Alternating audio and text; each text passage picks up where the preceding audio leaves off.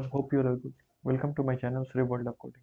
In today's video, I'm going to show how we can do a join between two datasets in Pandas, and we'll show how the keys are coming from different datasets.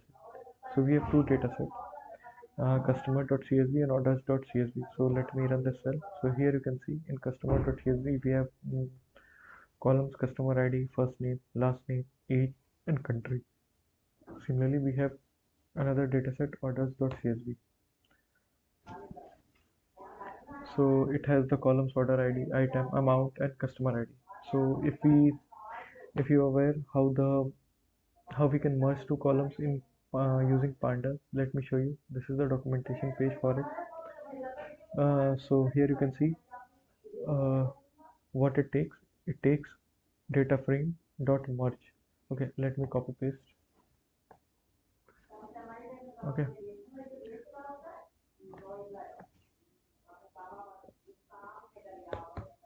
Okay, so here you can see it takes the left data frame and the right data frame. How it takes various parameters that we want to do a inner join, left join, right join, outer join, or cross join. On means on which column we want to join. If the columns are same in both the data set in which we are joining. For example, here you can see customer ID. So here we can pass it in on.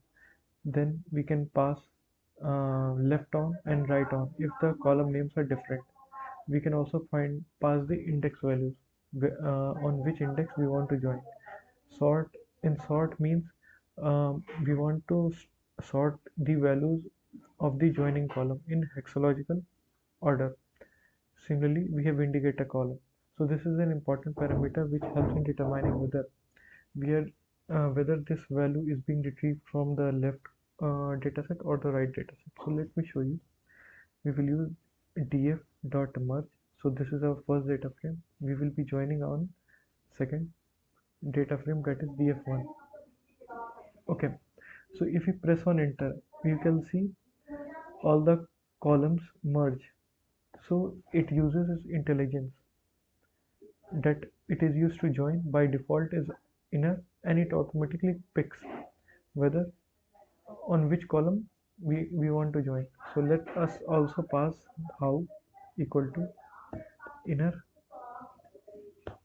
Okay, even though output will be same, we will use on equal to, we can pass the column name. Okay, so customer ID is the column name which is common in both the dataset. So here you can see we can see all the columns are being present here. Okay, we can also write something like this, such as left on, and similarly we can write it like this. Okay, right on if the joining column names are different. Okay, we can also pass the index values, but now comes the magical part. Okay, so here it is the inner join. We can also use left join. Okay, so here you can see this customer ID 5, okay, is only present in our customer table, okay, customer dataset, but it is not present in here. So here you can see all the values was populated as none. Similarly, if we do a right join, okay, so here you can see this one with customer ID 6, okay, is only present, data is present in orders table but not in customer table. So here, if you want to know from where the values are being populated, we will use one parameter, that is indicator. By default it is set to false. I will set it to true. So let me show you. So basically basically indicator returns three values. Okay, first it is both, okay, or it will return left underscore only or right underscore only if it is present in both. If it is present in both dataset, left is if it is present in left dataset, right only if it is present in right dataset. So let me